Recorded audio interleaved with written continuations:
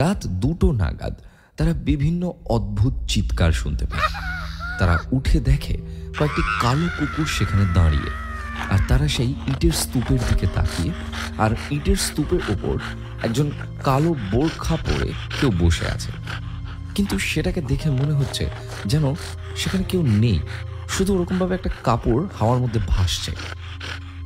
কিন্তু সেই বস্তুটির লম্বা লম্বা সাদা পা পুরো স্পষ্ট, আর পা দুটো ইটের স্তূপ থেকে মাটিতে ঠেকছে, এত লম্বা তার পা। আর তার পায়ের পাতা দুটি পুরো উল্টো দিকে ঘোরানো। এইসব দেখে দুজন মিস্ত্রি অজ্ঞান হয়ে যায়, এবং পরের দিন সকালে যখন অন্যান্য মিস্ত্রিরা কাজে আসে, তখন তারা ওই দুজনকে লরির থেকে বার করে এবং জ্ঞান ফেরায়। তারপর তারা মিস্ত্রিদেরকে এবং প্রমোটারকে সমস্ত ঘটনা খুলে বলে।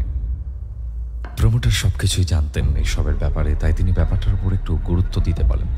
তিনি বলেন যে একসাথে থাকতে দলবদ্ধভাবে আর কোনো কুকুর বা অন্য কোনো অদ্ভুত জন্তু দেখলে সেটাকে যেন অ্যাভয়েড করা হয়।